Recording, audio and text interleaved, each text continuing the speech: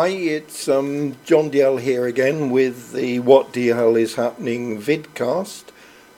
You'll notice on the screen already that the blogcast version, for those of you who want to download and listen to the MP3 or listen to it online, is already available.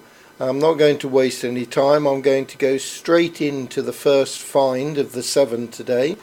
The first find is SafetyPhotos. SafetyPhotos is a site that is to provide free practical information and resources that might be helpful to qualified and or training safety practitioners. It's a one-stop shop for photographs of hazards, poor working procedures and near misses in the workplace. Accidents and lessons learnt from them also feature. The photographs are ideal for presenting a range of situations, dilemmas and or problems to be solved, and learners can be encouraged to spot find hazards and or to present clear health and safety issues based on their knowledge and opinions. Learners will approach it in a variety of ways, and of course that will lead to rich conversations about safety rights and responsibilities.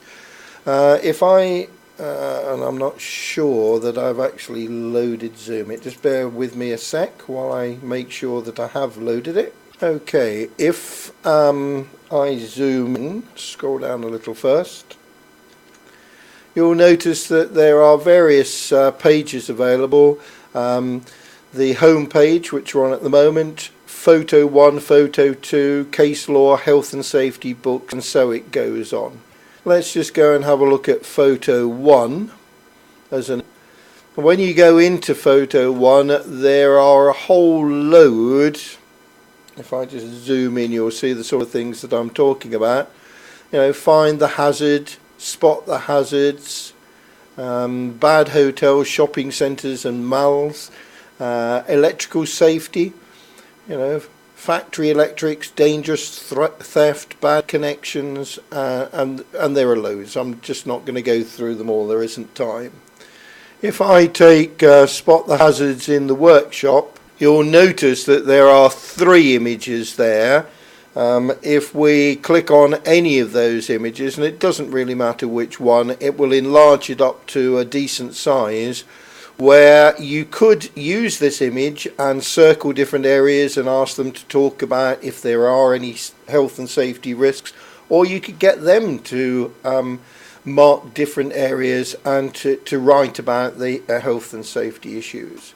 It's a very useful resource, and it's full of photographs, as I say, of hazards, poor working procedures and near misses in the workplace. Sticking with the health and safety theme, the next find is Health and Safety for Beginners. Go on to their website. It provides health and safety downloads, which is probably what many learning providers and practitioners and learners are looking for. Support for health and safety courses, toolbox talks, careers advice, discussion forums, and a lot more. The added bonus, it's all free. The entire collection of revision aids and downloads are provided to help with various courses, including the NEBOSH courses, General Certificate, Fire Certificate, the Diploma, the Environmental Diploma, NVQ levels 3, 4 and 5, MSCs and the PGCE, and many more. If you go, and as I say, the chances are that you're more interested in the downloads, but do go and have a look at the site in more detail. I'll just scrolling down to the just zoom in. There you go. Accident statistics, asbestos, behavioural safety, construction, diploma units A, C and D, disability discrimination acts, environmental, fire safety, manual handling, and so it goes on. I'll just escape from that. As you can see, there are a huge number of health and safety for beginners downloads that I'm sure you and or your learners would find useful. third find. Even in this day and age, there are learners and or practitioners who don't necessarily have the means to put resources and or other information online. Pen.io is a fast way to publish content online. You don't need a VLE, you don't need a website, you don't need any other sort of resources. It basically takes a few seconds to create a page and to start adding content. You can create a page, share the URL with your learners and forget it. I've produced, this is my first effort, just trying to get my head around it. You'll notice that there are headings, there is text with the usual bold, italic, etc. There are hyperlinks, very easy to insert videos. It's just video : followed by the URL of a video clip in YouTube. And images these days, again, it's just image : and the actual URL of the picture. Perhaps the pictures can be stored on Flickr or similar sites. You can edit it very easily as well. I mean, say if I go into the URL and just add the word edit onto the end, there's no point in you doing it, you won't be able to edit my stuff, but you can then go into here, type in my password and log in, and you're looking and thinking, oh, there's no change, but there is. If I click on that, you're now into the editing section, and likewise with the header at the top, click in that. Any changes, click save or click cancel, and it's done and dusted. Nice and easy to make pages as well. If you want it week by week perhaps, then just put in the code that's necessary to start a new page and literally start a new page. I'll just delete that and we're back to where we were before. So if I click on it now, it doesn't change. If you want to try it out yourselves, you need to go to the pen.io website. The address is at the top, and in here you can look at example pages. Let's just zoom in so you can see the text. You can view example pages by clicking on that URL, and it gives you some ideas as to how it can be used by clicking on page ideas. When you type in the page name, it will actually scan to see whether that page name's been used before, and if not, that will be the address for your pages that you produce, and or your learners if you want them to produce their work using pen.io. Of course, you have to put in a password as well. And then if it's not been used by somebody else, just click create a page and you're away. Number 4, I attended an IACE Alt event where we looked at open educational resources, and publicdomainpictures.net is a repository for free public domain photographs. Now let's just go onto the site so you can see it. Visitors to this site can download high quality photographs, they can upload their own pictures if they sign up, and they can also earn money for charities. The pictures are free for visitors to use, but be careful that you don't select an image, if I scroll down a bit, from the professional stock photographs. Let's zoom in so you can see.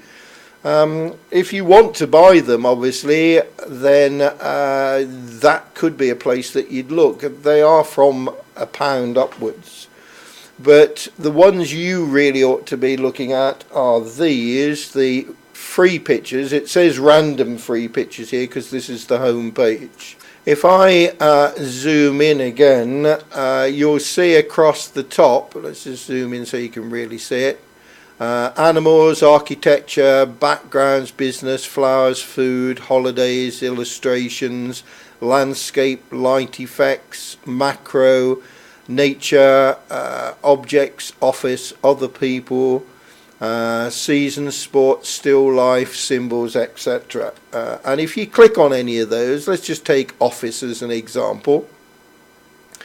Okay, you have a whole load of images here that are royalty free. Again, if you scroll down, you'll see the professional stock photographs. Those are down below this line here. Okay, everything above there, everything up there is free. Everything down here, whoop, down there is in fact not free. You have to pay, so be very careful you don't get caught with that. The other thing, of course, if I just zoom in again, you'll see that there are several pages. In this case, there are at least 4 pages of images that may be suitable for your use. I mean, say 3 businessmen, for example. If I just click on that, there's an image for you. Okay, it does give you an idea as to what you've got to do, whether you have to make a link to the original person as well, but you do need to read that. And it says they're free for commercial and personal use. Okay, the next find, I suppose it's for those of us who are a little bit geeky. It's been created by Jack Hughes, and this is Jack Hughes' website. And it was an experimental project that represents the current time as a hexadecimal colour. No, it's not 100 hours and 13 seconds. That's just a screen capture. If you want to find out more about Jack Hughes, then that's his website. But if we actually go onto the clock itself, you see, I like this. I'm just going to draw on it very briefly and draw a line across here. Below here there are 2 bars. There is that one and that one. Okay, when you click on the right hand one, you get the hexadecimal number, and I know some of you have glazed over already, but that's the number you would use if you wanted to use the color that's currently being shown. Okay, click on the left hand bar and you get the time, and as the time changes, so the color changes throughout the day.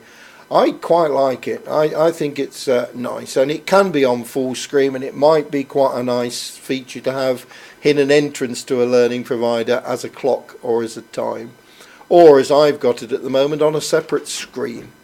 A bit geeky, but there you go, one of those things. 60 symbols next. Let's go on to the website.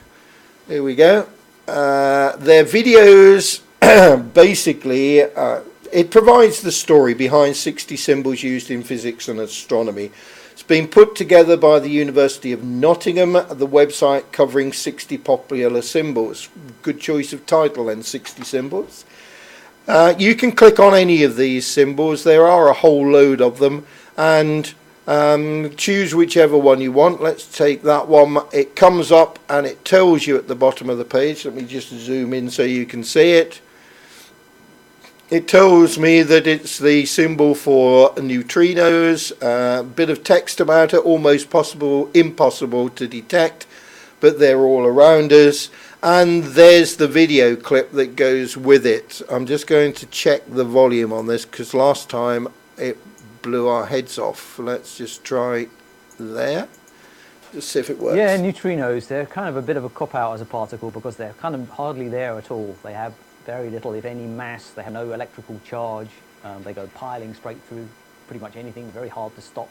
If you really wanted to stop a neutrino, I heard someone do a calculation that you'd actually need 4 light years of lead. So you need a huge amount. Okay, that's just an example of the actual website itself. Very useful for those working in the field of science and or astronomy, I would have thought. Okay, the next find, and already the last one for today, number 7. Can your learners identify a rotary grater, a mandolin? What about a spider? The infographic, which is on the screen at the moment, has been produced by a Brooklyn-based pop chart lab. It organises a range of cooking utensils into a single digestible flowchart. Now the tools are arranged by function. I'm just going to click on the image so that it zooms in, and then you can use the scroll bars to move about. So if we look here, for example, at the top of the page, it says those that divide, and it's got graters, pressers, grinders, knives, scissors, slicers, let's move across, strainers, and scooper servers. Okay, those are all from those that divide. So it's arranged by function, broken into subcategory, and then there is a nice simple visual identity on the infograph of the actual tools themselves. Again, I would suggest that it is an incredibly useful infographic for learners. I'm not sure whether or not these are appropriate names for the UK or whether they are specific for America. But again, it will bring about discussions about languages used to describe the same tools. That's basically it for today. For those of you who are interested in the work that we do, you may want to join us at our In Touch live broadcast on the second Monday of every month. It can be viewed at the address that's at the top of the page. We look forward to either seeing you live there, where you can join in with a chat, or hopefully we can chat to you in another vidcast.